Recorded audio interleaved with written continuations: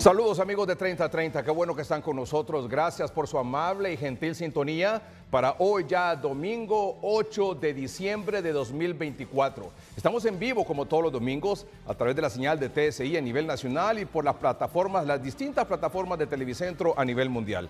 Gracias siempre por su lealtad, gracias siempre por su complicidad con 3030. Bueno, esta noche tenemos una agenda pero bien variada. Antes les voy a presentar a dos de nuestros distinguidos invitados que ya están aquí en el estudio.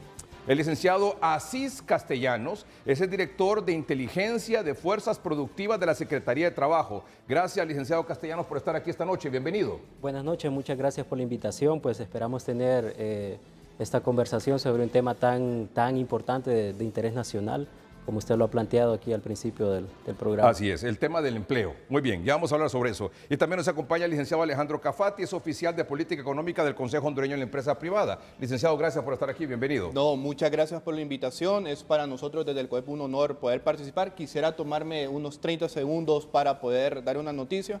Lastimosamente, nuestro expresidente, don Fernando Lardizábal, ha fallecido, así que nosotros desde la familia COEP nos solidarizamos con la familia de nuestro expresidente, una persona que luchó en su mandato por el retorno a la democracia y que siempre estuvo contribuyendo a la libre empresa en el país. Muy bien, nos solidarizamos también desde 3030 con toda la familia de don Fernando Lardizábal Gilbert, que ha fallecido esta tarde y noche, expresidente del Consejo Hondureño de la Empresa Privada. En su momento fue precandidato presidencial del Partido Nacional.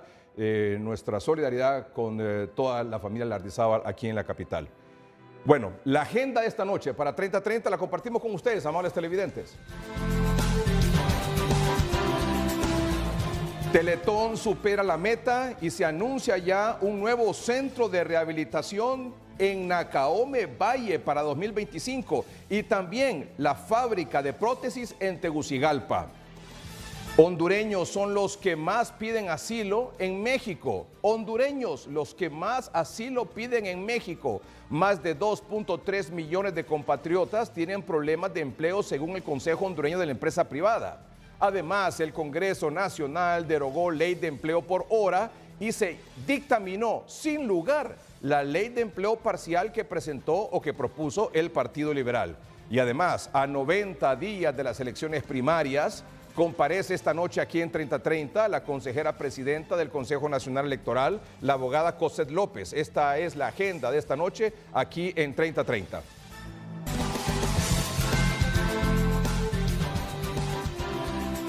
La Fundación Teletón ha logrado de nuevo y extiende un sincero agradecimiento al pueblo hondureño por contribuir a cumplir con la meta establecida que permite operar los 10 centros de recaudación que se encuentran ubicados a lo largo del territorio nacional. Son centros de rehabilitación, 10 a nivel nacional.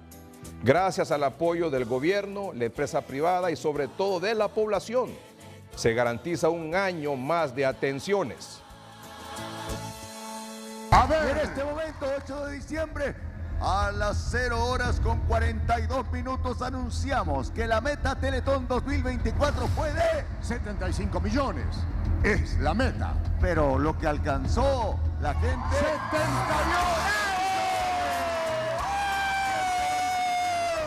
¡Sí se pudo! ¡Sí se pudo!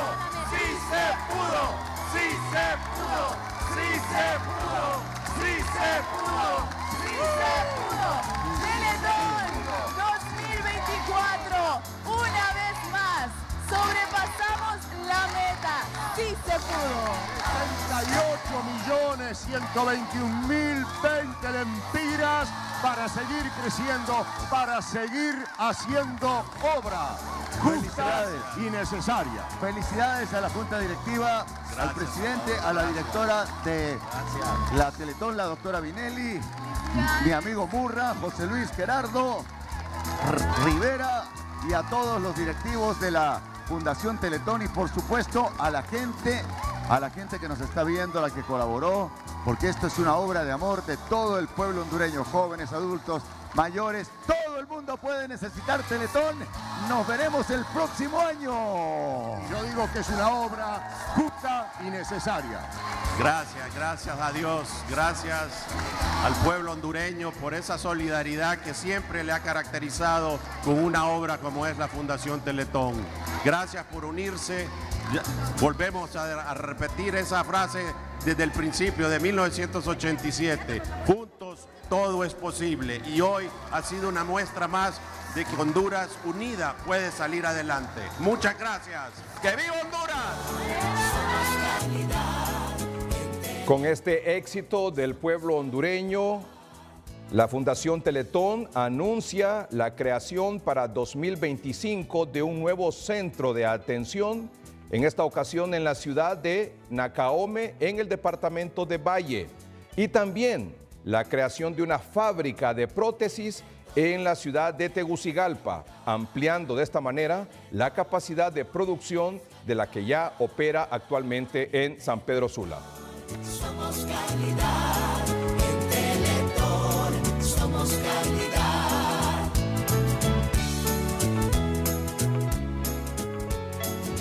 El gobierno de México ha actualizado esta semana su portal sobre las solicitudes de asilo político en ese país hasta noviembre de 2024, es decir, de enero a noviembre de 2024. Este es el portal de la Comisión Mexicana de Ayuda a Refugiados. Personas solicitantes del reconocimiento de la condición de refugiado en México al cierre de noviembre de 2024. En primer lugar aparece Honduras, vamos a mencionar los primeros 5. Está Honduras con hasta noviembre, de enero a noviembre de 2024, 26.550 solicitudes. Luego Cuba con 16.376, Haití con 9.727, El Salvador con 5.262, Venezuela con 4.782. Son los primeros 5 lugares, ubicación de países o de ciudadanos que han solicitado la condición de refugiado en México. Honduras en esta ocasión, en 2024, en primer lugar. Pero sí vamos a referirnos a los últimos 3 años, digamos 2024, con 26.550. Esta misma página nos indica que en 2022, Honduras en todo 2022 ocupó el primer lugar de nacionalidades pidiendo condición de refugiado en México. Fueron 31.436 personas hondureñas en 2022, en todo 2022. En 2023, Honduras ocupó el segundo lugar con 48.848 personas, solo superado por Haití. Y ahora, en 2024, hasta noviembre, Honduras nuevamente en primer lugar con 26.550 solicitudes de refugiado. Es decir, más o menos estamos hablando de 26.550 solicitudes en 11 meses, de enero a noviembre, de hondureños. Son unos 2.413 por mes, unos 80 hondureños solicitan al día la condición de refugiado en México de enero a noviembre de este año, según este portal del gobierno mexicano. Pero otro dato también interesante, ese es de la Organización Internacional para las Migraciones, la OIM. Hace referencia a las cifras de retornados, de hondureños retornados generalmente o mayoritariamente desde Estados Unidos. Hasta octubre de 2024, de enero a octubre de 2024, 40.737 es el total de personas retornadas a Honduras. El 77.8% de Estados Unidos, el 21.6% de México y el 6% de otros países. Estamos hablando de 40.737 personas hondureñas que han sido retornadas a Honduras de enero a octubre de 2024. Es decir, aproximadamente 4.000 hondureños al mes. Esto significa aproximadamente 135 hondureños al día. Si nos vamos un poco atrás para los datos comparativos, desde 2020, por ejemplo, según estos mismos datos de la Organización Internacional para las Migraciones, una oficina de las Naciones Unidas, en 2020, en la misma fecha, de enero a octubre, Fueron retornados 35.142 hondureños, en 2021 44.697, en 2022 78.261, en 2023 48.522 y hasta el momento, según este registro oficial, hasta octubre, 40.737 personas han sido retornadas, en su gran mayoría procedentes de Estados Unidos. El diputado del Partido Liberal por Francisco Morazán, el abogado Mauricio Villeda, nos acompaña unos minutos aquí al inicio de 30:30. Abogado, buenas noches. Muy buenas noches, Edgardo. Saludos a usted y a sus invitados especiales ahí en su visto programa en Honduras y fuera de Honduras. Muchas gracias, abogado, por participar esta noche y por sus palabras. ¿Qué le dicen estos datos a usted? Me dicen que en Honduras hay inseguridad, que la gente sale diariamente del país en busca de trabajo, de mejores condiciones de trabajo. Me dice que se están destruyendo las familias, que se están desintegrando las familias y que no existen políticas nacionales para crear masivamente empleo en el país. Eso es lo que se refleja en esa información y también es lo que dicen las cifras oficiales y extraoficiales con respecto a Honduras. Las diferentes encuestas de diferentes fuentes indican que no de ahora, sino que de manera constante, el problema del desempleo y la inseguridad, precio de canasta básica, siguen en primer lugar en la preocupación de los hondureños, sobre todo el desempleo. ¿Por qué? Porque no hay políticas nacionales para generar empleo, porque no hay seguridad jurídica en el Estado, porque mientras no exista seguridad jurídica no va a haber inversión y mientras no exista inversión no habrán fuentes de trabajo y si no hay fuentes de trabajo hay pobreza y hay obviamente desesperación en las familias hondureñas. Si no hay una política para generación de empleo, para dar seguridad jurídica y atraer inversión extranjera o incentivar la inversión nacional, es decir, están las autoridades, nuestras autoridades han estado desconectadas de los problemas reales del país o de los hondureños. Yo diría que sí, Edgardo, y diría más bien que los ataques que diariamente se hacen en contra del sector privado, en contra de las personas que quieren comenzar a trabajar en sus propios negocios, esa agresividad con que hablan las autoridades del gobierno, crean ese ambiente hostil hacia lo que puede ser una inversión privada o una inversión privada nacional o extranjera. Y eso es lo que existe en realidad. La gente se va de Honduras. Ahora se van también no solamente a los Estados Unidos, a México, a los países vecinos, sino que también se van a Europa y buscan condiciones de trabajo y van por empleos parciales a Estados Unidos y van por empleos parciales a Europa. Esa es la realidad. ¿Por qué? Porque en Honduras ha habido una negativa constante de parte del gobierno para respetar, y voy a entrar en materia, para respetar un pacto que se hizo cuando se planteó la derogación de la ley del empleo por hora. La bancada del Partido Liberal estuvo de acuerdo. Vamos a acompañarlos a cambio de que le permitan al Partido Liberal introducir una reforma en el Código del Trabajo que, sin violentar ninguna de las garantías, ninguno de los derechos que existen en ese mismo código, pueda ampliar la oportunidad para que personas trabajen a tiempo parcial cuando quieran. La Constitución de la República nos da ese derecho, nos da el derecho de trabajar donde querramos, nos da el derecho de trabajar como querramos, nos da esa libertad. Y eso coincide con los estatutos del Partido Liberal, la libertad de trabajar como yo quiera, donde yo quiera, como me dé la gana. Pero el Partido Libre engañó a la bancada del Partido Liberal. Y la promesa que le habían hecho de secundar una reforma de un artículo en el Código del Trabajo para permitir el trabajo a tiempo parcial, no la cumplieron. Trabajo a tiempo parcial sin violentar los derechos.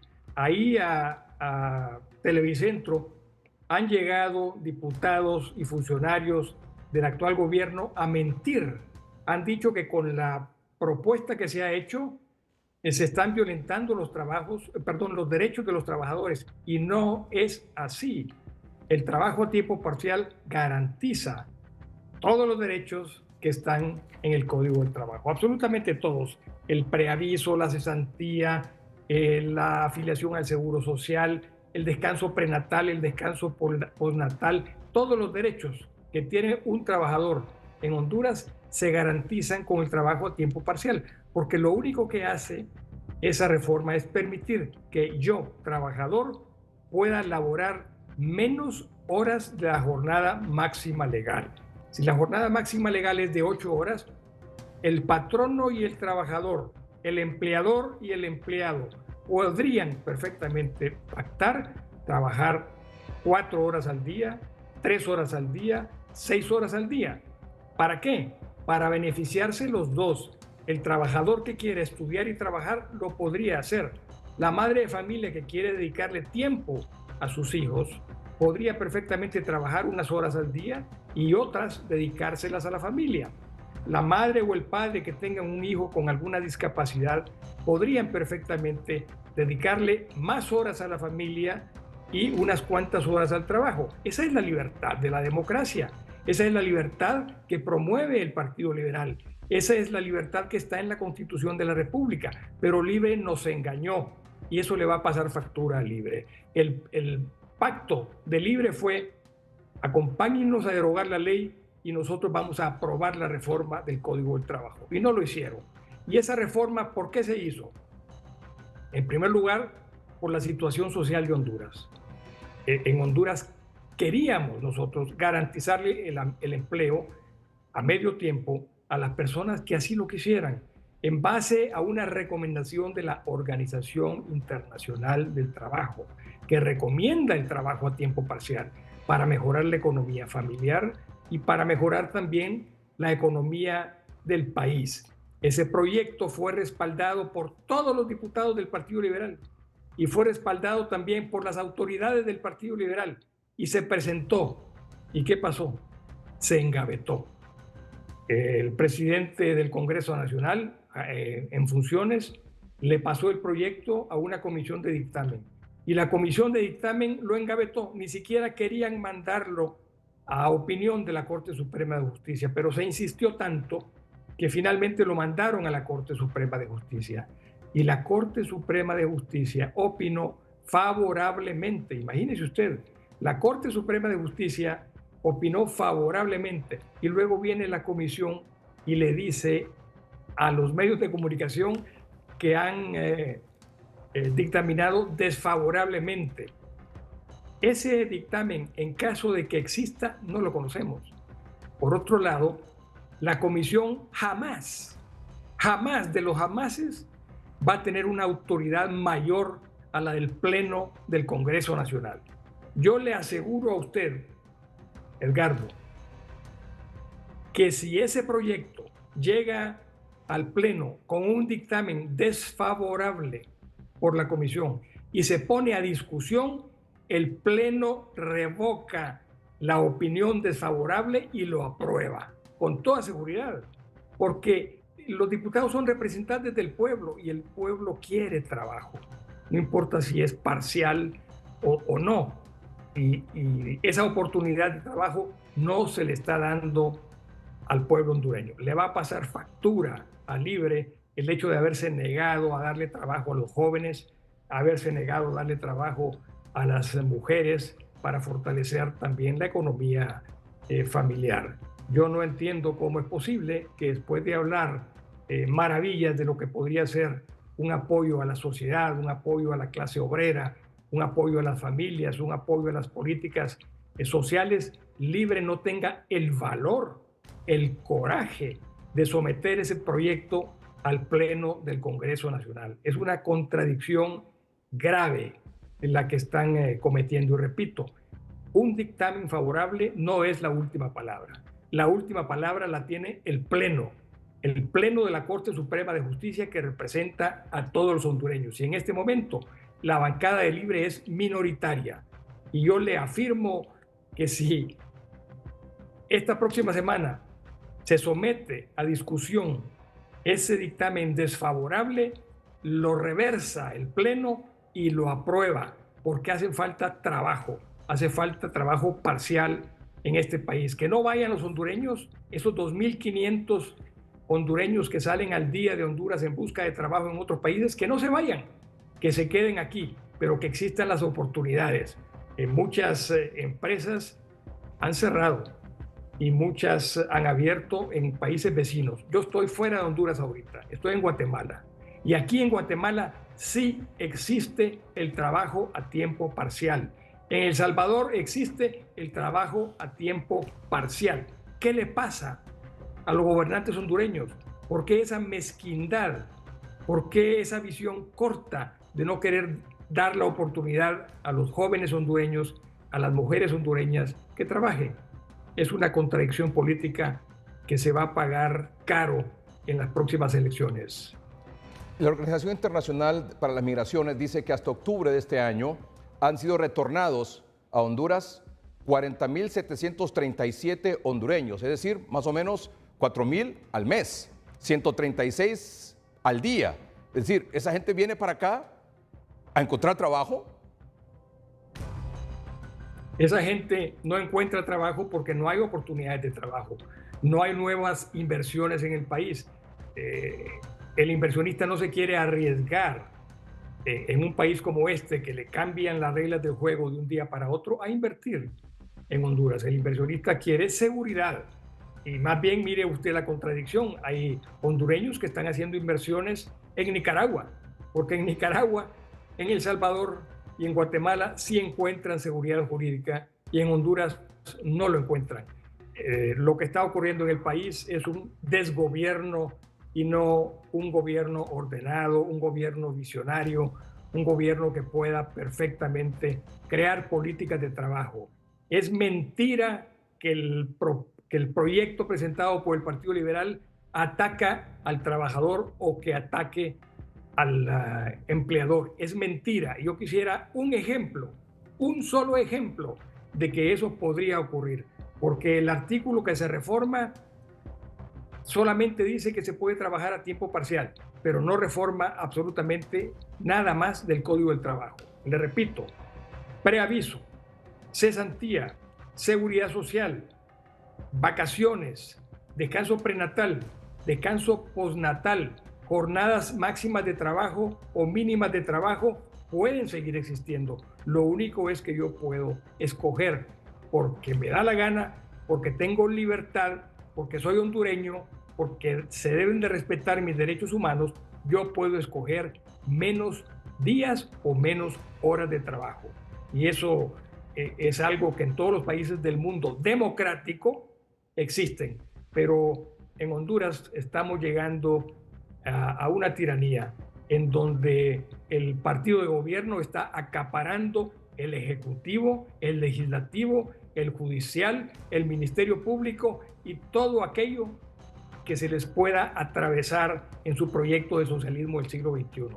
Esa no es democracia, ese es autoritarismo, eso es algo que tenemos que cambiar. Y la forma de cambiarlo es asistiendo masivamente a las urnas en las próximas elecciones y votar a favor de la democracia. El Partido Liberal acompañó derogar la ley anterior, la que estaba vigente en el gobierno pasado, de empleo temporal, de empleo por hora, porque violaba ciertos derechos de los trabajadores. Bien, así es. Y hubo el compromiso de que entonces el Partido Liberal iba a presentar esta propuesta que presentó, que de hecho usted fue quien presentó en nombre del Partido Liberal esa propuesta del empleo temporal y se engavetó. Esa es la historia. Esa es la historia, sí. Y un pequeño detalle es que el jefe de la bancada de Libre, el colega Sarmiento, llegó a la bancada del Partido Liberal y ahí, frente a todos los diputados liberales, se comprometió a que el Partido Liberal pudiese presentar esa modificación. Y no le han dado la oportunidad al Partido Liberal, y no le han dado la oportunidad a los jóvenes, y no le han dado oportunidad a las mujeres para que se cambie la situación fáctica de lo que en Honduras podría ser una política laboral para todos, incluyente. Quiero que escuchemos sobre este tema, y usted, abogado Mauricio Villeda, al diputado Juan Barahona, del Partido Libertad y Refundación, hablando sobre este particular. En el Congreso se derogó la ley de empleo por hora y dictaminó sin lugar la ley de empleo parcial. Nosotros hicimos una encuesta sobre la ley de empleo por hora y el 70% de los trabajadores está en contra de la ley de empleo por hora. Entonces nosotros tomamos una decisión basada, fundamentándola en el interés de la clase trabajadora. Esta ley no tenía ningún beneficio para los trabajadores. El beneficio todo era para el patrono. Pagaba los sueldos que quería, ni siquiera salario mínimo. No pagaba derechos colaterales como vacaciones, prestaciones, 13avo, 14avo, seguro social, estabilidad laboral. Entonces, ¿de qué estamos hablando? De nada. Un empleo totalmente precario. Y no se trata de eso. La aspiración de todo ser humano es mejorar. Y en el derecho laboral cada día es mejorar los derechos y las conquistas. Abogado Villeda. Sí, usted ve cómo Juan Barahona mezcla el aceite con la gasolina. Estamos hablando de dos cosas totalmente distintas. Él se refirió en toda su exposición al empleo por hora, que fue derogado, pero no hay ningún argumento de él en contra del trabajo a tiempo parcial. Son dos cosas totalmente distintas, pero a propósito, en la argumentación, en la discusión pública, se habla siempre del trabajo por hora, y no estamos hablando de eso. Estamos hablando del trabajo a tiempo parcial, que le repito, existe en Nicaragua, existe en Guatemala, existe en El Salvador, existe en muchos países del mundo y está recomendado por la OIT y está dictaminado favorablemente por la Corte Suprema de Justicia. Cualquier cosa que Juan Barahona diga en contra del proyecto demerita la opinión que dio la Corte Suprema de Justicia. Está diciendo prácticamente que la Corte Suprema de Justicia mintió y no es así. El que está desfigurando los hechos es Juan Barahona. Le repito, él habla del trabajo por hora y no es eso lo que estamos discutiendo. Estamos hablando del trabajo a tiempo parcial con los mismos derechos, todos esos derechos que él mencionó, el 13º mes, el 14º mes, las vacaciones pagadas, la afiliación al seguro social, el descanso prenatal, el descanso postnatal, todos esos y cualquier otro derecho, si son obra del Partido Liberal, son obra del Partido Liberal. El Partido Liberal, 10 años después de que se emitió la Declaración Universal de los Derechos Humanos, llegó al poder. La Declaración Universal es del 1948. El Partido Liberal llega en 1957 al poder. Y lo primero que hace es emitir un Código del Trabajo, con todas esas garantías que aún siguen vigentes, que no se han reformado, pero que se quieren manipular en este momento. Lo que dijo Juan Barahona es mentira. Es una mentira, porque él está hablando del trabajo por hora, que ya fue derogado, y no está hablando del trabajo a tiempo parcial. Un liberal jamás va a contradecir una obra tan grande, liberal, como es el Código del Trabajo. Creo que cada vez que Juan Barahona hable de eso, los periodistas que lo interroguen le deben decir, no, si no estamos hablando del trabajo a tiempo por hora, estamos hablando del trabajo parcial, de que yo pueda escoger trabajar menos horas al día y que a mi patrono le convenga también. Y el trabajo de temporada. El trabajo de temporada ahorita en Navidad podría ser aprovechado por muchísimas personas para estudiar y trabajar, por muchas madres para cuidar a su familia y para trabajar. En Semana Santa, igual. ¿Cuántas personas podrían beneficiarse de la Semana Morazánica, de la Semana Santa, de la Navidad, para poder trabajar a tiempo parcial? Pero este gobierno no les ha quitado más bien esa oportunidad. Le va a pasar factura a Libre el hecho de haber actuado en contra de los jóvenes, en contra de las mujeres y en contra de los que necesitan un trabajo a tiempo parcial. Se van de Honduras, emigran de Honduras porque aquí no hay trabajo. Pero podría haber trabajo si hubiese una política de empleo que garantizara los derechos que están en el Código del Trabajo, pero que al mismo tiempo se pudiese trabajar en forma parcial. Abogado, son 65 votos lo que se necesitan para aprobar esa propuesta del Partido Liberal que usted presentó del trabajo parcial. Sí. 65 votos, mayoría simple en el Congreso. Sí, mayoría simple. Y se tiene. Claro, eso le iba a preguntar. Es decir, si esta semana lo presentaran en el Congreso, usted asegura esta noche que se aprueba. Claro que sí. El partido PSH está de acuerdo en su mayoría. El Partido Liberal es el proponente y está de acuerdo. Y los que se le han sumado al Partido Liberal también están de acuerdo y el Partido Nacional también está de acuerdo. Entonces sería una mayoría fuerte la que aprobaría esa reforma al Código del Trabajo, que no lo disminuye en nada, sino que lo refuerza, lo vitaliza y le da oportunidad a otras personas de poder trabajar parcialmente. Abogado, muchas gracias por acompañarnos esta noche. Muy amable. Con todo gusto, Edgardo, y siga adelante, siempre adelante. Ni un paso atrás. Ni un paso atrás. Muy bien, gracias, abogado Mauricio Villeda. Él es diputado del Partido Liberal por Francisco Morazán y él presentó ese proyecto de reforma al Código de Trabajo para la oportunidad de empleo parcial. Vamos a un corte comercial en el noticiero, pero cuando regresemos, aquí está el licenciado Alejandro Cafati, oficial de Política Económica del Consejo Hondureño de la Empresa Privada, y también el licenciado Asís Castellanos. Él es director de Inteligencia y de Fuerzas Productivas de la Secretaría de Trabajo. Vamos a un corte comercial, volvemos con ellos en el análisis de este tema. Licenciado Alejandro Cafati, oficial de Política Económica del Consejo Hondureño de la Empresa Privada, y el licenciado Asís Castellanos, director de Inteligencia de Fuerzas Productivas de la Secretaría de Trabajo. Licenciado Castellanos, su opinión sobre este asunto. Sí, bien, hay varios elementos que mencionó el diputado Villeda, que sobre todo me gustaría empezar por los últimos argumentos que planteó él. Uno que tiene que ver con la verdad histórica, ¿no?, sobre la emisión del Código de Trabajo a finales de la década del 50.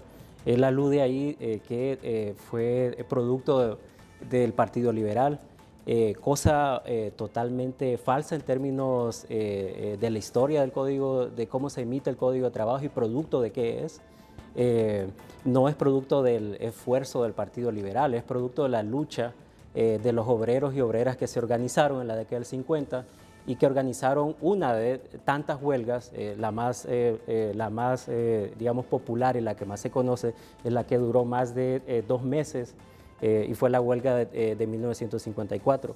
Producto de ese proceso de lucha de trabajadoras y trabajadores de esa época, es que surge todo un contexto y una coyuntura no solo económica, sino que social, para que los gobiernos, el gobierno que se instalaba después de esa coyuntura del 54, se dieran las condiciones para que se emitiera un código de trabajo. Justamente la huelga tiene que ver con el tema que sigue actual, 50 años después, es el tema del trabajo decente, el trabajo donde se respeten los derechos de las trabajadoras y trabajadoras, y ese es un compromiso de este gobierno. Entonces, yo quiero desmentir ese mito de que el Código de Trabajo es producto del Partido Liberal, es producto del proceso social y político liderado por los trabajadores y trabajadoras de la época.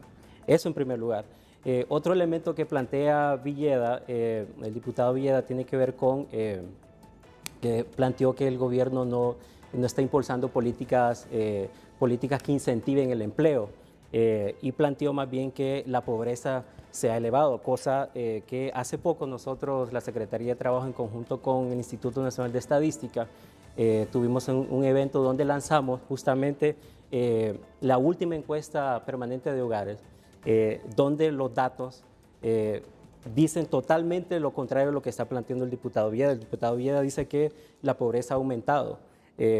Lo que se presentó en el evento y lo que nos dan los datos es que tanto la pobreza como la pobreza extrema se han logrado disminuir.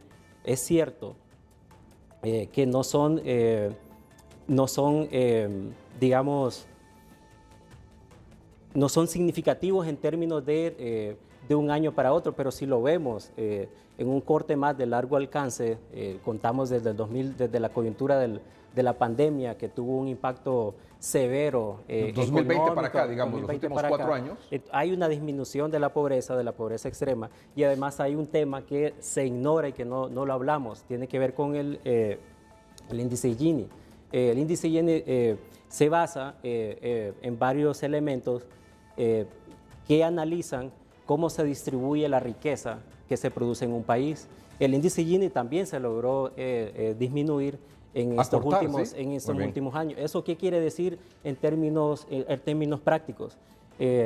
La reducción del Gini nos está diciendo que hay una mejor distribución de la riqueza socialmente producida en el país y que la riqueza se está distribuyendo de una manera más igualitaria. Más equitativa. Más equitativa. Esto no significa que no haya mucho más trabajo que hacer. O sea, persisten porcentajes de pobreza, persisten porcentajes de pobreza extrema, persisten porcentajes de desigualdad. Sin embargo, hay que reconocer que estos elementos, ¿por qué menciono estos elementos también?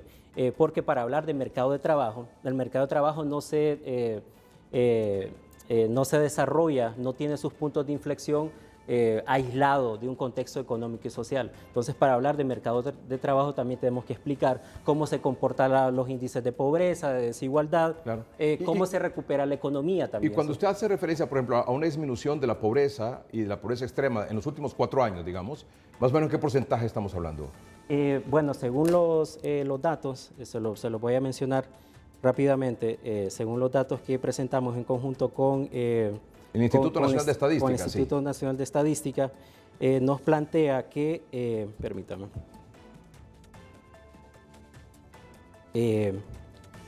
del 2021, corte del 2021 al 2024, en el 2021 el índice de pobreza estaba en 73.6. El 2023 se redujo al 64.1, estoy hablando de pobreza. Y al 2024, al corte del primer semestre de junio de este año, refleja una reducción al 62.9%. En pobreza extrema, en el 2021 estábamos a 53.7%. Al primer corte de este semestre del 2024, se redujo a 40.1%. Ahí hay una reducción significativa, estamos hablando de más de 10 puntos porcentuales. De 13 puntos. Más de 10 puntos porcentuales. Y licenciado, eso se debe, cuando dice una reducción del índice de pobreza, que estamos a 73.6, a 64.1 y hoy, en 2024, a 62.9. Y en el caso de la extrema, de 53.7 en 2021 a 40.1 ahora en 2024, es porque quienes pertenecen o pertenecían a esa condición de pobreza o pobreza extrema, ahora han conseguido trabajo y han logrado salir de esa condición. Tiene que ver con ese elemento y otros más. Uno de ellos tiene que ver con que justamente los datos que presentamos también sobre el mercado de trabajo nos muestra que el índice de empleo ha aumentado. No lo planteo tampoco, no se me malinterprete, no lo estoy planteando como la panacea, claro, como que elemento, pero el problema. ese es un factor. Claro. Hubo un aumento y además algo muy interesante que no lo hemos tampoco discutido, que tiene que ver que ha disminuido el nivel de subempleo en dos categorías. Hay una persona subempleada por insuficiencia de tiempo, es decir, que no trabaja la suficiente cantidad de horas como para tener un ingreso suficiente durante el día y durante el mes, y también el subempleo relacionado con la insuficiencia de ingresos, es decir, que tiene un ingreso por debajo del salario mínimo. Y licenciado Castellano, ¿usted cree, dentro del análisis macro que usted está planteando, que aprobar una ley que proteja, obviamente, y haciendo la salvaguarda de los derechos de los trabajadores, que le dé un empleo parcial, ¿contribuiría a disminuir o acelerar la disminución de esos índices de pobreza y pobreza extrema? Justo lo que hemos venido planteando en este debate sobre por qué no en primer lugar, por qué no la ley de empleo por hora, y luego el planteamiento que ha hecho el Partido Liberal sobre el empleo parcial. tiene que ver con que el Código de Trabajo, ese que se emitió en 1959, ya tiene los mecanismos para emplear a las personas en esa modalidad de empleo parcial. Los tiene, pero hay otro elemento también y tiene que ver también, es un Código de Trabajo de 1959.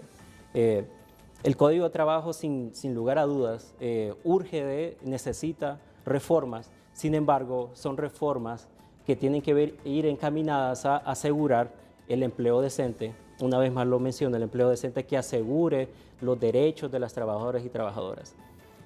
Haciendo esa salvaguarda, digamos, a esa reforma al Código de Trabajo que decía el abogado Mauricio Villeda que el dictamen de la Corte Suprema de Justicia, aunque no es incluyente dentro de la decisión del Congreso Nacional, es favorable. Entiendo que protege los derechos de los trabajadores. Siendo en esa condición, ¿usted la apoyaría? ¿Usted estaría de acuerdo? Vea, yo le mencioné un tema que lo vuelvo a traer a colación. Con los datos que presentamos con el INE, mostramos que los niveles de subocupación se redujeron. Eso en función de que se eliminó la ley de empleo por hora. ¿Esto qué quiere decir? Que hay más trabajadoras y trabajadores con empleo permanente y que se ha reducido el trabajo precario. ¿Esto qué quiere decir? Que el nivel de elevar los empleos no está directamente relacionado con la existencia de una ley de empleo parcial. O sea, que usted consideraría que no es necesario hacer una reforma al Código de Trabajo que permita, con la protección de los derechos de los trabajadores, tener la facilidad o la posibilidad de un empleo parcial. ¿No lo cree necesario? Es que el Código de Trabajo ya tiene los mecanismos, Muy bien, muchas gracias. Planteados. Gracias, licenciado Castellano. Su opinión, licenciado Cafati. Sí, me gustaría poderme referir a varios elementos que se han planteado tanto por el diputado Villeda como por el colega acá presente. Primero, nosotros en el COEP hemos sido bastante responsables y tratamos de analizar toda la legislación que viene a tener algún impacto directo o indirectamente a las empresas, sector económico, a la generación de empleo en particular. Nosotros hemos analizado detalladamente la propuesta del Partido Liberal y nosotros encontramos primero como una herramienta viable para crear empleos en el país. Es importante mencionarlo, que a diferencia de la ley de empleo por hora, esta propuesta del Partido Liberal que está proponiendo reformar el Código de Trabajo, los empleos que generan son empleos permanentes en comparación a los que habían anterior. Y como cuando nos referimos a empleos permanentes, nos referimos a que evidentemente tienen, por un lado, el respeto al Código del Trabajo a través de todos los derechos laborales que se han ganado. Y segundo elemento, nosotros hemos hecho una comparación también internacional y va de acuerdo con el convenio 175 de la Organización Internacional del Trabajo. ¿Y qué incluye este convenio? Incluye tres aspectos fundamentales. El derecho a la sindicalización, es decir, la reforma propuesta por el Partido Liberal respeta el derecho a la sindicalización, seguridad y salud en el trabajo, es decir, que la propuesta planteada por el Partido Liberal garantiza la salud y la seguridad en el trabajo, y segundo, el tema de no tener discriminación a la hora de la contratación, además de todos los derechos laborales que garantiza el Código de Trabajo. Esta es una reforma que incluye otro elemento particular en nuestro análisis, es que tiene una cantidad de horas mínimas y una cantidad de horas máximas trabajadas. Las mínimas requeridas son 16 y las máximas son 32 horas a la semana. Así que cualquier persona que quisiera trabajar con un contrato laboral individual de tiempo parcial es un trabajador permanente. ¿El COEP está de acuerdo con esa propuesta de empleo parcial? Nosotros la hemos analizado y miramos como una herramienta viable para la generación de empleo. Mucho empleo, ahorita en diciembre lo mencionaba incluso el diputado Villeda, no se ha podido generar precisamente por no tener esta herramienta. Nosotros hemos hecho análisis a través de la Cámara de Comercio e Industrias de Tegucigalpa y solo en Tegucigalpa y Comayagüela en el mes de diciembre se dejaron de crear 5.000 empleos formales en el país. Y la condición de trabajo, es decir, ¿hay más trabajo ahora como lo plantea el licenciado Castellano? Es decir, ¿hay más hondureños que han salido del trabajo informal, se podría decir? De la subocupación. De la subocupación. La subocupación la definiríamos como... Se define como en dos vertientes, aquella persona que está ocupada, pero no logra la cantidad de tiempo suficiente para tener un ingreso suficiente para cubrir sus necesidades. Y también o por insuficiencia de tiempo, es decir, que o insuficiencia de ingreso, perdón, es decir, que no logra, que su ingreso está muy por debajo del salario mínimo. Hay gente que ha salido de ese subempleo a un empleo permanente y que ha mejorado su condición de vida. Bueno, nosotros no lo miramos de esa forma en la estadística. Nosotros le hemos compartido una presentación. Me gustaría que... Hay una gráfica que dice aquí, una parte que dice mercado laboral hondureño. Es correcto. Tal vez podemos ver ese dato en la pantalla y como lo puedan ver, estos son datos 2022-2023. En ese momento todavía no estaban disponibles en la encuesta del INE 2024. Nosotros en COEP estamos analizando los datos del mercado laboral, pero ahí lo interesante a ver es, por ejemplo, la fuerza de trabajo. En 2022 la fuerza de trabajo eran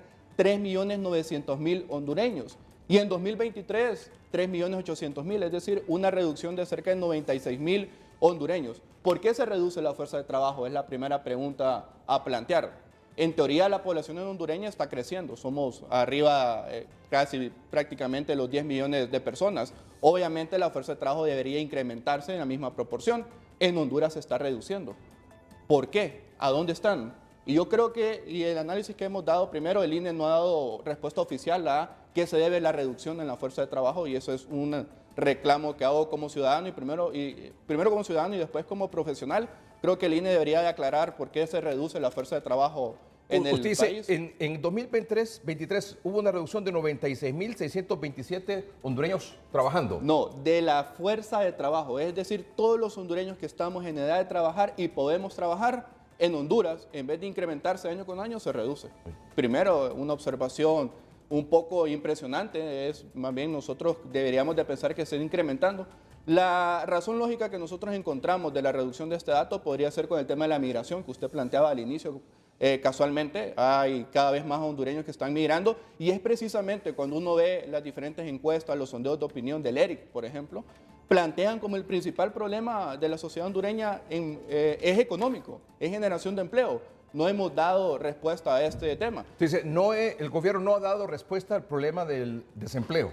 Al problema de generación de empleo en particular. Y nosotros desde el COEP analizamos... El gobierno no ha dado respuesta al problema de generación de empleo. Y nosotros lo... ¿Está hablando de 2022, 2023, 2024? Y hasta la fecha todavía ¿Usted no ha visto un paso contundente, claro, del gobierno en favor del empleo en Honduras? Mire, y hay que hacer recuerdo. Nosotros iniciamos con el 2024 en el COEP izando una bandera negra como un llamado de atención precisamente a trabajar por el empleo. Presentamos en 2022 un pacto por el empleo que consiste en 15 iniciativas diferentes para poder incentivar diferentes sectores. ¿Y qué respuesta hubo? No hay respuesta. ¿Licenciado Castellano? Bueno, yo creo que también hay una confusión, ¿no? La disminución de la fuerza de trabajo no significa mayor desempleo. Ahí hay un problema también conceptual, ¿no? Y es decir, hay otros elementos también que están muy relacionados, que impactan directamente con el aumento, ¿no?, de la oferta laboral. Uno de ellos tiene que ver con la coyuntura económica del país. Honduras, por la condición de alta desigualdad y de pobreza que venimos arrastrando, que es también una realidad estructural, impacta también el mercado de trabajo. Es decir, las condiciones económicas después del 2020, sobre todo en la coyuntura del 2020, surgieron, por ejemplo, aquí hay que hablar también de los nuevos trabajos emergentes que han surgido a partir del 2020. Y quiero mencionar también la cuestión del Código de Trabajo.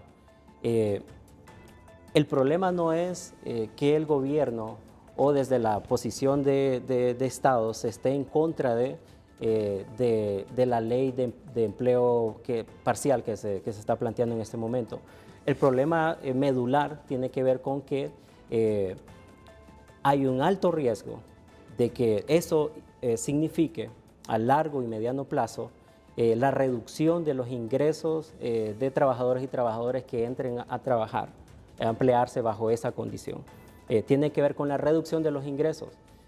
No tiene que ver con mayor empleo bajo esas condiciones de una posible ley de empleo parcial, no garantiza que los trabajadores y trabajadoras logren alcanzar el ingreso necesario para sustentarse durante bueno, pero es que aquí hay que plantear una realidad, tampoco en este momento están teniendo los ingresos suficientes. Entonces, ¿por qué impedirle a los jóvenes que están en la universidad, que quieren insertarse en el mercado laboral, de poderlo hacer con una ley de empleo parcial? Obviamente yo creo que aquí también un poco de responsabilidad de parte de la Secretaría de Trabajo, ella debería ser la encargada de poder inspeccionar este tipo de reformas y hacer cumplir la ley. Nosotros desde el COEP hemos sido muy enfáticos siempre. Nosotros siempre vamos a apoyar el respeto de la ley. Y cualquier empresa o cualquier empresario que esté irrespetando la legislación, pues deben ser las autoridades competentes quienes deben aplicar las sanciones correspondientes.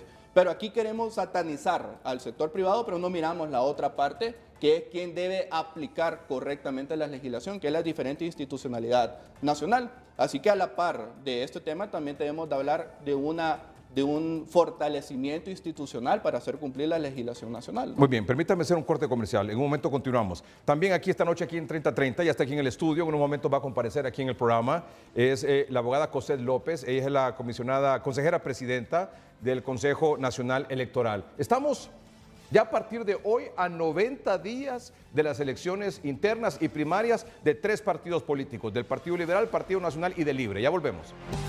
El licenciado Alejandro Cafati, oficial de Política Económica del COEP, Consejo Hondureño de la Empresa Privada, quería hacer una referencia al tema de inversión extranjera directa, que tiene que ver, por supuesto, con la generación de empleo. Adelante. Sí, precisamente estos datos que nosotros estamos viendo en nuestro boletín competitivo regional son datos de inversión extranjera directa a junio de cada año, donde está de mayor a menor Costa Rica, Panamá, Nicaragua, Guatemala, Honduras y El Salvador. ¿Qué podemos ver en esta gráfica? Primero que Costa Rica y Panamá están concentrando el 62% de la inversión extranjera directa de la región centroamericana. En comparación, Honduras y El Salvador solo concentran alrededor del 10-11%. Así que la pregunta aquí a plantear es, ¿cómo estamos generando más empleos en el país si no estamos atrayendo más inversiones extranjeras directas? Eso es un tema fundamental. Nosotros en el COEP hemos sido muy enfáticos en mencionar, no hay forma de poder reducir la pobreza y la desigualdad sin la generación de empleo en el país.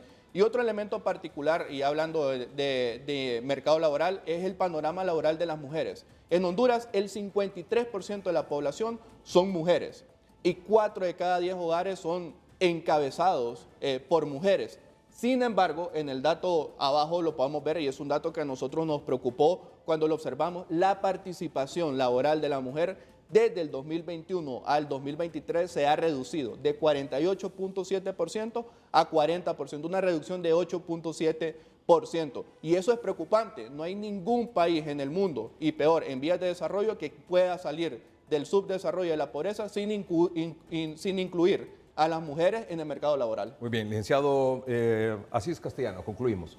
Sí, yo creo que es importante mencionar algunos elementos que tienen que ver con el proceso de recuperación económica por el que está pasando Honduras. Yo creo que es una tremenda irresponsabilidad plantear la condición económica de Honduras como apocalíptica, en términos apocalípticos, porque sí hay una recuperación económica y de parte del Estado, de parte de este ciclo de gobierno que se ha hecho, en términos, se los puedo resumir en tres elementos. Uno de ellos es el asunto de la inversión pública dedicada al sector social y al sector productivo. Y los datos están ahí, son contundentes. La inversión pública ejecutada a la fecha en comparación al PIB pasó de representar un 2% hace 4 años a estar entre el 10 y el 11% en comparación al PIB. Uno de ellos es la inversión pública. Otro elemento tiene que ver con la recuperación de la banca estatal. Sobre todo lo que se ha venido impulsando desde Banprovi, por primera vez en décadas, trabajadores y trabajadoras han tenido acceso a vivienda. Todos aquí sabemos lo difícil que es, casi imposible. Nuestra generación, las nuevas generaciones de jóvenes, es imposible aspirar a una vivienda digna. Entonces, por ese lado también. Por otro lado, los subsidios que se han implementado también incentivan el consumo.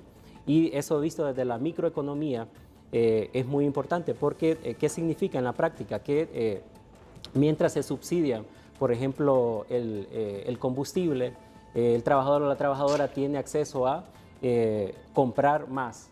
Y eso incentiva el consumo y hace que se active el circulante. Otro elemento también el rol del Banco Central en el sentido de controlar la inflación. Ha hecho una tremenda labor en ese sentido y eso también son elementos económicos, pero que impactan en el buen rumbo que llevamos en términos del mercado de trabajo. Y quiero decir esto también. Los números positivos que tenemos, si bien es cierto, lo repito, no las estamos colocando como la panacea, sin embargo, hay que reconocer que hay una recuperación económica que ha impactado en el mercado de trabajo y reconocer que los desafíos todavía son muy grandes. Y en este sentido, desde la perspectiva de la Secretaría de Trabajo, es muy importante plantear a la audiencia que la apuesta sigue siendo por garantizar que las hondureñas y hondureños tengan acceso a trabajo, pero trabajo decente. Muy bien. Muchas gracias. Licenciado Asís Castellanos, director de Inteligencia de Fuerzas Productivas de la Secretaría de Trabajo, y el licenciado Alejandro Cafati, oficial de Política Económica del Consejo Hondureño de la Empresa Privada. Vamos a un corte comercial en el programa, pero cuando regresemos, en el Congreso Nacional, uno de los temas con la consejera presidenta del Consejo Nacional Electoral, la abogada Cosette López, uno de los temas es que en el Congreso Nacional esta semana se ha presentado un proyecto de decreto para darle directamente a la Secretaría de Defensa, es decir, a las Fuerzas Armadas, 276 millones de lempiras para las elecciones internas y generales del próximo año, directamente del presupuesto general, darle 276 millones de lempiras a las Fuerzas Armadas, cuando antes esto se manejaba a través del Consejo Nacional Electoral. ¿Por qué en esta ocasión quieren darle directamente a que la Secretaría de Defensa maneje 276 millones de lempiras durante las elecciones internas y generales del próximo año? Vamos a un corte comercial. ¿Qué opina la consejera presidenta del Consejo Nacional Electoral sobre este tema? Ya volvemos. Estamos a 90 días de las elecciones internas y primarias de 3 partidos políticos, del Partido Liberal, Partido Nacional y el Partido Libertad de Refundación. Nos acompaña la abogada Cosette López. Muchas gracias por estar con nosotros esta noche. Es un placer, buenas noches. La abogada Cosette López es la consejera presidenta del Consejo Nacional Electoral. ¿Estamos listos? Bueno, estamos en proceso. Estamos en proceso, sí, precisamente ya estamos a 90 días de las elecciones que se celebrarán. Que son el domingo 9 de marzo. El domingo 9 de marzo. Tres partidos van a elecciones primarias e internas. Primarias para escoger a sus candidatos a cargos de elección popular e internas para escoger a las autoridades de su partido. En este momento el proceso está en el Consejo Nacional Electoral revisando la inscripción de los diferentes movimientos que van a participar por cada partido político. Por el Partido Nacional son 6 movimientos. ¿Es correcto? Por el Partido Libre son 7 y en el Partido Liberal son 4. Así es. De estos 4 en el Partido Liberal, de Libre 7 y del Partido Nacional 6, ¿cómo está la revisión de las inscripciones de estos movimientos? Pues está bastante adelantado, está el proyecto de inscripción de movimientos, realizando ahora mismo el tema de subsanaciones. Y el día de hoy se ha hecho una recepción de unos escritos de alargue, de prórroga, mejor dicho, del término. Han solicitado esta prórroga y le hemos dado Es decir, el Consejo Nacional ha estado revisando si reúnen los requisitos para participar en las elecciones internas de sus respectivos partidos políticos. De las elecciones primarias. Primarias e correcto. internas, sí, muy bien.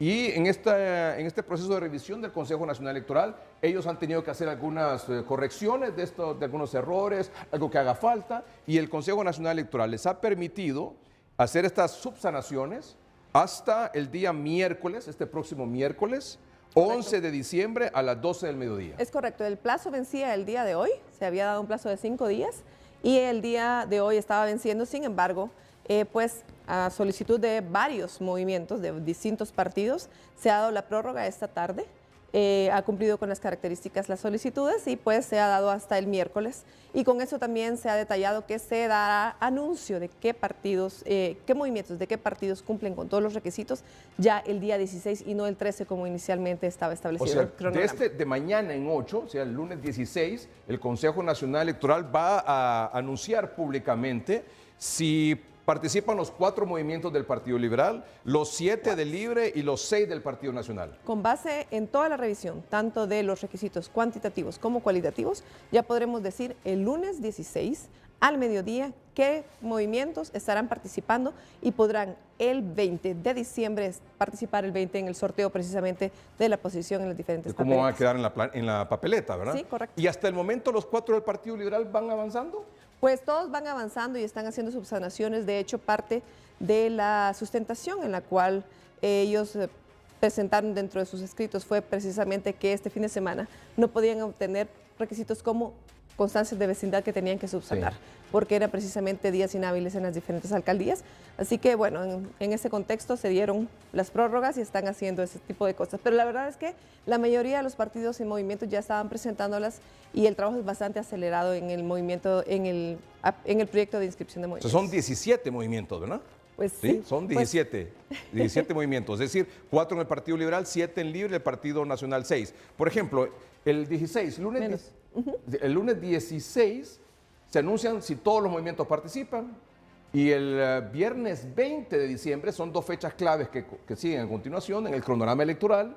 El viernes 20 se hace el sorteo y va a haber, digamos, una gran papeleta y entonces si, por ejemplo, los 4 movimientos, ¿perdón? Se van a sortear las posiciones. Se van a sortear las posiciones. Por ejemplo, en una papeleta, si están los 4 movimientos del Partido Liberal, se va a decir cuál va 1, 2, 3 y 4. Es correcto. Y luego en el Partido Libre, de los 7, en qué orden van, y los 6 del Partido Nacional, en el dado caso, en el escenario que clasifiquen, digamos. Por supuesto, y cada uno en el orden en que ellos presentaron sus respectivas nóminas, por supuesto. Muy bien.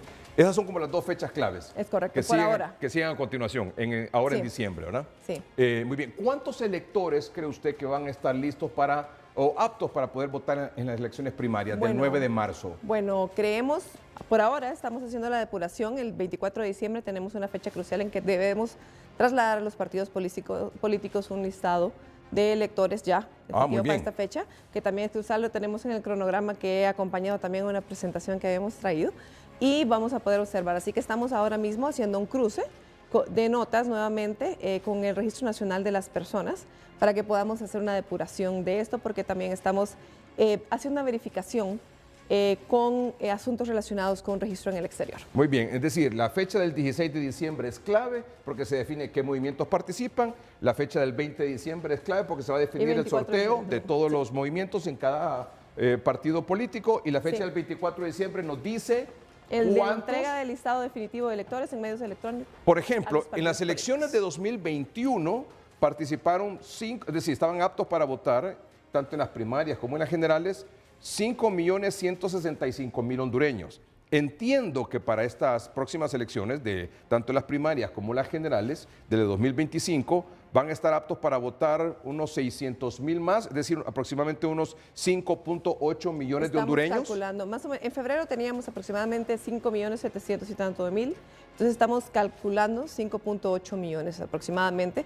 Esa cifra la tendremos con certeza. El 24 de diciembre. Sí, señor. ¿Ese día? Pues sí, eso estamos esperando. Tendremos que cerrarlo. Muy bien. Vamos a ir a un corte comercial, pero antes, aquí está un proyecto de decreto que se presentó esta semana en el Congreso Nacional. No se ha aprobado todavía, pero es un proyecto de decreto encaminado a aprobar un presupuesto especial para la seguridad. Si podemos ponerlo en pantalla, por favor, para leerlo aquí. Aprobar el presupuesto especial para la seguridad y resguardo de las elecciones primarias e internas y también las elecciones generales del año 2025 por la Secretaría de Estado en el Despacho de la Defensa Nacional, Sedena, por un monto de 276.931.000 empiras, a fin de garantizar el libre ejercicio del sufragio, la custodia, transporte y vigilancia del material electoral y demás aspectos de la seguridad del proceso electoral para ser ejecutados en el ejercicio 2025. Pregunta, ¿este presupuesto, para esta razón, dirigido a las Fuerzas Armadas, para que lo ejecute las Fuerzas Armadas, se ha hecho directamente a la Secretaría de Defensa o se ha hecho anteriormente a través del Consejo Nacional Electoral? Pues yo he revisado la semana anterior lo que correspondió a 2021 y lo que he encontrado es que hubo un presupuesto de 122 millones dividido en ambas elecciones, 60.5 y 61.5 respectivamente, y este fue trasladado del Consejo Nacional Electoral hacia las Fuerzas Armadas, derivado de un intercambio de notas en el cual las Fuerzas Armadas de Honduras trasladaban al Consejo Nacional Electoral el detalle de la inversión que iban a realizar. Y esto incluía recursos humanos y combustible, todos los demás gastos que iban a hacer. Y, por supuesto, el presupuesto quedaba designado al Consejo Nacional Electoral y el Consejo Nacional Electoral después lo trasladaba. Es así como lo vi en lo que se detallaba en el presupuesto 2021. Sobre este particular no hemos sido consultados en el Consejo Nacional Electoral, pero entendería que si tiene que ver con elecciones, debería tener un sustento adicional además del proyecto y debería ser consultada con el Consejo Nacional Electoral como establece la ley. Usted me dice tres cosas entonces con respecto a esto. Número uno, que casi se está duplicando el valor con respecto a 2021, porque este presupuesto para estos mismos fines, para las elecciones primarias y las elecciones generales en 2021, fue de... Lo que encontré fue de 122 millones. 122 millones. Y en este caso es de 276 millones. Correcto. Aquí está. Sí, es correcto. 122, 4 años después, 276 millones. ¿Le suena? Sí, claro. ¿Le suena claro. No, pero ¿le suena que sea el doble? Claro. Pues no sabría yo de dónde sacaron esta cifra y la verdad que no hemos sido consultados en el Consejo Nacional Electoral, no hemos recibido comunicación oficial sobre este. Y lo otro que usted me está diciendo es que en 2021, y no sé si anteriormente también ha sido así, todo se hacía a través del Consejo Nacional Electoral, previo a un tercer punto, que las Fuerzas Armadas le daban una nota explicándole en qué se iba a invertir y cómo se iba a invertir ese dinero. Una nota al Consejo Nacional Electoral. Pues por responsabilidad no sabría yo decirle si previo a 2021 fue distinto. Sin embargo, el registro documental al que yo he tenido acceso, así ha sido. Yo pude verificar una nota muy larga, muy extensa, de 10 páginas, en la cual las Fuerzas Armadas de Honduras sustentaban la inversión que iban a tener para poder acompañar al Consejo Nacional Electoral. Porque recordemos que la función electoral es eminentemente del Consejo Nacional Electoral. Las Fuerzas Armadas de Honduras se ponen a disposición del Consejo Nacional Electoral para poder coadyuvar en esta tarea.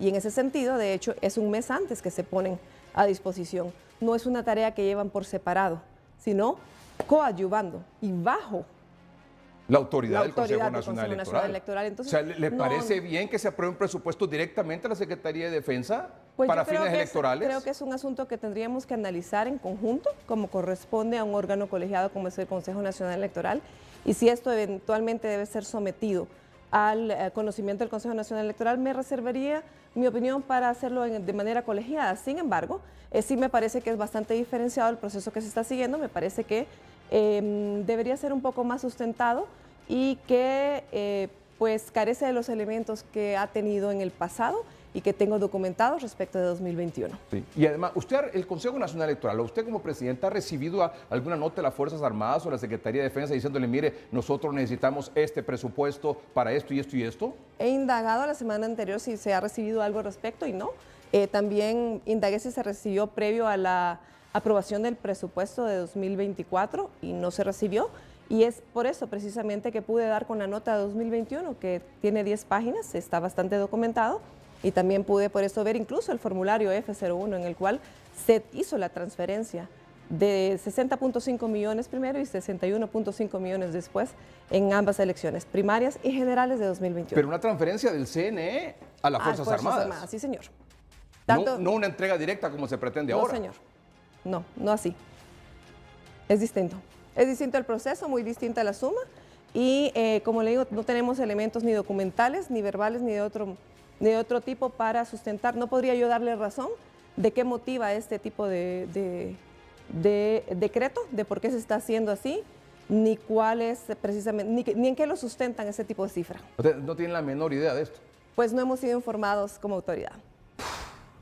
Vamos a un corte comercial, pero ha temblado hace poco, escuché un ruido por aquí, no sentimos nada porque estamos metidos en este rollo, pero mira, hay un terremoto de magnitud aproximada de 5.3, países afectados: El Salvador, Guatemala, Honduras y Nicaragua, a 5 kilómetros de Conchagua, El Salvador. Esto ocurrió hace unos minutos, a las 9:50. A las 9:50 hubo un temblor de 5.3 que también se sintió aquí en Honduras y se sintió aquí en el estudio. Vamos a un corte comercial.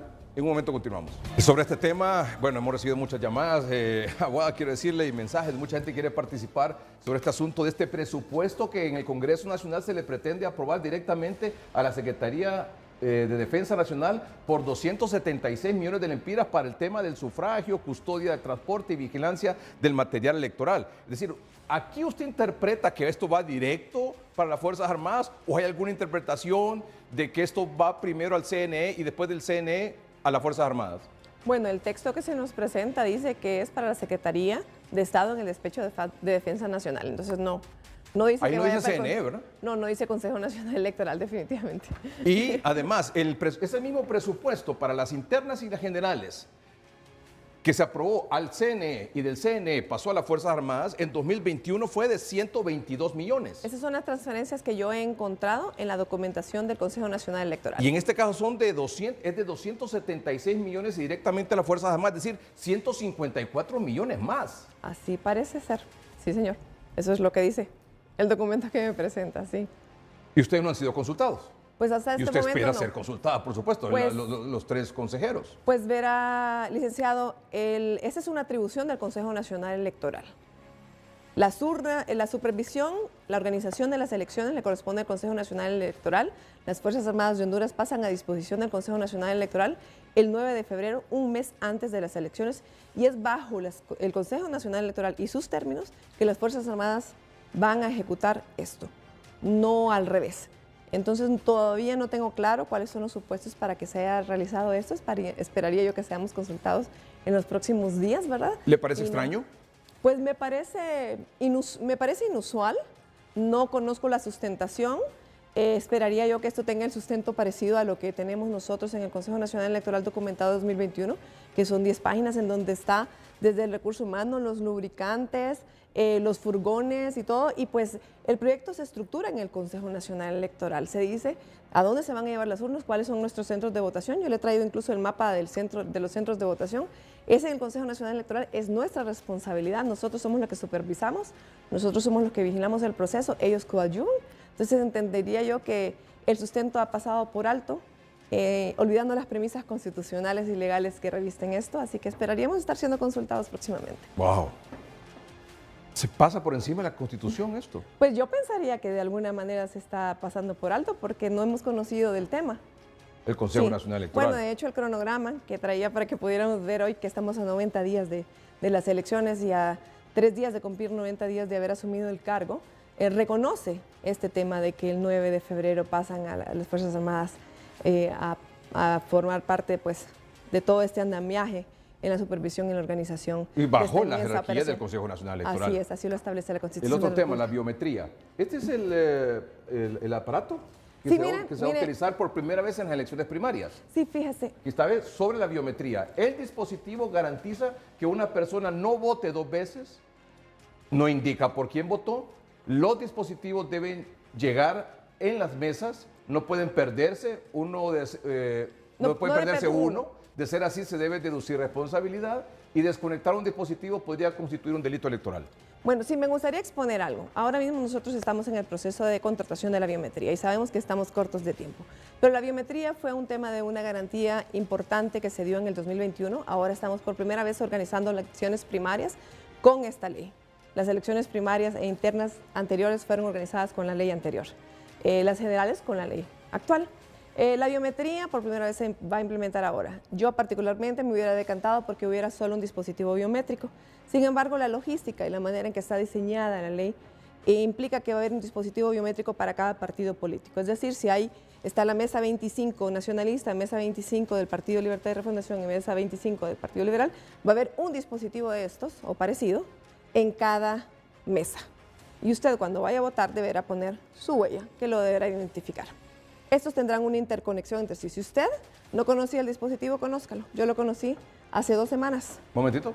Lo conocí hace 2 semanas porque no tuve la oportunidad de utilizarlo en 2021. Y este dispositivo revelará que usted es quien dice ser y que usted solo vote en una ocasión y no vuelva a votar en ninguna otra mesa. Y que si usted intenta votar en otra mesa de otro partido, o sea, es decir, ahí mismo, se genere una alerta y en la mesa sepan que usted está intentando votar otra vez. Ahora, pero este dispositivo va a estar en todas las mesas en estas próximas elecciones primarias? Así es, eso es lo que se está procurando y tenemos ya un lote de Porque 20,000 hasta donde yo he dispositivos. sabido, los mismos miembros de partidos políticos me han dicho, mire, es que lo que pasa es que se van a votar aquí al Distrito Central, digamos aquí en Tegucigalpa o en las principales ciudades, pero luego se van a las aldeas, se van a los municipios del interior y allá siguen votando, andan en una paila recorriendo todo el departamento. Bueno, de eso se trata precisamente. Recordemos que siempre están los cuadernos, ¿no? En los cuadernos usted solo está la cantidad de personas que votan en cada lugar. En estos dispositivos solo están registradas las personas que corresponden a la respectiva mesa. Entonces, en los 3 dispositivos solo están los de esa mesa. Cuando yo digo acá, el dispositivo garantiza que una persona no vote 2 veces, es precisamente porque solo va a estar cargada la gente que está de esa mesa, ¿no? Es decir, por ejemplo, voy a votar en la mesa que me corresponde. Sí. Marco aquí y me identifica. Muy Le bien. identifica. Y sigo en el proceso y voto. Sí, claro. Si después yo quiero moverme a otra mesa, aquí mismo en el Distrito Central o digamos en Santa Lucía. Bueno, usted no aparece en el cuaderno de otra mesa. Usted no Para aparece, empezar. Usted no aparece en el Para cuaderno de otra empezar, mesa. pero sí. supongamos que se salta en ese proceso. Bueno, la interconexión es entre los 3 dispositivos y la alerta se va a generar acá. Pero en general en la nube usted no aparece en el dispositivo de otro lugar. Usted no aparece en el dispositivo, usted aparece en ese dispositivo. Entonces en otro lugar usted no lo va a Y reconocer. para votar se requiere tener ese dispositivo, o sea, poner el dedo en el dispositivo. Recordemos que en la ley aparece que el secretario o el presidente le va a recibir su cédula, pero además le van a pedir que lo introduzca. Y también aparece una forma en la cual los custodios y estas personas que no estaban registradas van a poderse registrar inicialmente. Este es el dispositivo en que usted se podría registrar. Estamos ahora, tenemos 20,000 dispositivos aproximadamente y vamos a adquirir 7,000 más para poderlos tener en cada lugar. Quien no lo conozca, que lo conozca. Sí. Y sí queremos hacer la advertencia. Hemos escuchado mucha campaña de que algunas personas dicen, pues no los vamos a conectar o vamos a fingir que no los conectamos. O fingir que no había señal. O fingir que no una cosa había así. señal. A ver, Ajá. una cosa es que tengamos la realidad de que en algunos lugares no haya conexión. Pero otra cosa es que deliberadamente lo hagamos y en ese sentido hacemos un llamado a los partidos políticos, a las personas que van a ser parte de las juntas receptoras de votos, que tengan cuidado. Que tengan mucho cuidado porque cuando permitimos que una persona pueda votar 2 veces, cuando estamos haciendo la proliferación de estos ambientes, podemos hacer que la desconexión del dispositivo o la no utilización conduzca a un escenario donde puede constituirse un delito electoral. Así que tenemos que tener mucho cuidado y que no quede este sinsabor en el ambiente. Estamos tratando precisamente de configurar un ambiente donde se garantice que cada hondureño solo deposite un voto. Y precisamente esos son los esfuerzos que estamos haciendo desde el Consejo Nacional Electoral, que la tecnología apoye esta posibilidad de transparentar los procesos. Si hay un fraude, ¿dónde es? ¿En la mesa o en el Consejo Nacional Electoral? Pues vea, yo creo que todos los humanos pueden utilizar la tecnología y también el papel y el lápiz para cometer los fraudes. Así que tenemos que tener mucha prudencia en la manera en que actuamos porque también son detectables. En ese sentido, nosotros estamos haciendo muchos esfuerzos precisamente para que se detecten. Las auditorías de procesos y de resultados, porque yo me decanto mucho por la auditoría de resultados, son muy importantes y cuando se escanea, cuando usted pretende alterar un acta, eso se va a poder detectar con la tecnología y viceversa. Es por eso que yo insisto en que tenemos que estar muy vigilantes y tener mucho cuidado. Los partidos políticos tienen que capacitar muy bien también a las personas y en el CNE también, con este modelo de capacitación conjunta, vamos a hacer mucha conciencia respecto a eso. Vamos a las elecciones generales. ¿Hay posibilidad que se haga fraude en una elección presidencial, en la próxima elección presidencial, sí o no? ¿Fraude? ¿A qué se refiere? ¿En qué parte?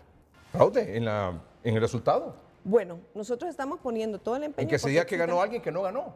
Bueno, la posibilidad de que haya corrupción debe ser disminuida en los procesos, con las auditorías, en las tecnologías, y nosotros precisamente por eso estamos poniendo el énfasis. Ahora estamos trabajando en el proceso interno, ¿no?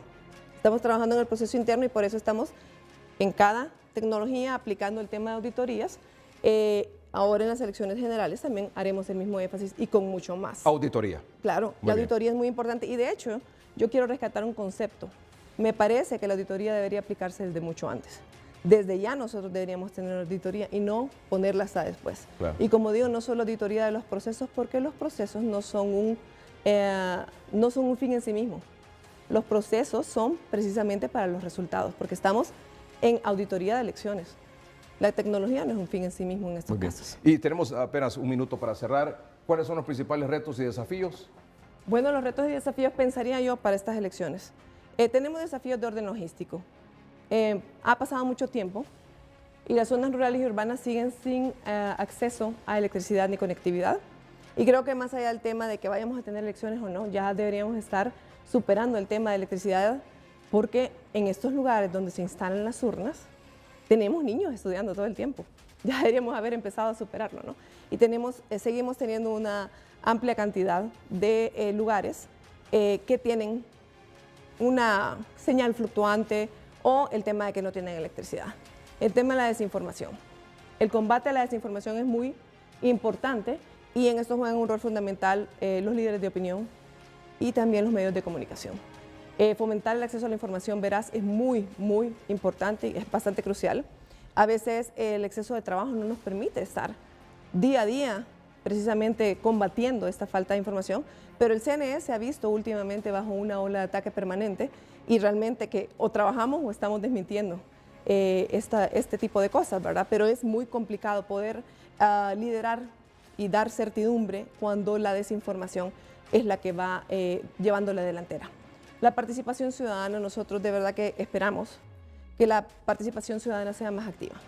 Permanentemente se habla de que la gente quiere participar, pero a estas alturas nosotros seguimos motivando y no hemos recibido de verdad muestras más que en los medios de comunicación y de manera verbal, no hemos recibido de verdad gente que se haya acercado al CNE para decir queremos hacer la veeduría de manera seria y organizada. Seguimos motivándoles para que participen y precisamente para la prevención del fraude que usted dice, porque donde hay humanos puede haber errores y puede haber, lastimosamente, errores voluntarios o involuntarios. Y prácticas de corrupción que debemos prevenir. ¿Y seguridad en el transporte? La seguridad del transporte, pues precisamente. Creemos que la seguridad del transporte es precisamente uno de los énfasis que tenemos que dar para la prevención de fraudes y donde tenemos que implementar prácticas anticorrupción en materia electoral. Y es un reto bastante importante en el que tenemos que poner énfasis y esperamos que toda la ciudadanía también nos esté acompañando. Abogada, muchas gracias por aceptar esta invitación esta noche a 30:30. Estamos a 90 días de las elecciones y confiaría en que nos va a aceptar otras invitaciones previo a las elecciones del próximo domingo 9 de marzo, ¿verdad? Que está a la vuelta de la esquina, ¿no? Por supuesto, el cronograma electoral sigue avanzando y esperamos que nos sigan acompañando. Queremos brindarles certidumbre. El Consejo Nacional Electoral está trabajando fuertemente, con mucha disciplina. Queremos darle al pueblo las elecciones que se merece y trabajamos con mucha dignidad por un pueblo que merece dignidad. Muy bien, muchas gracias. Abogada Cosette López es la consejera presidenta del Consejo Nacional Electoral. Esto ha sido todo por hoy. Gracias por su atención. Buenas noches y que estén bien.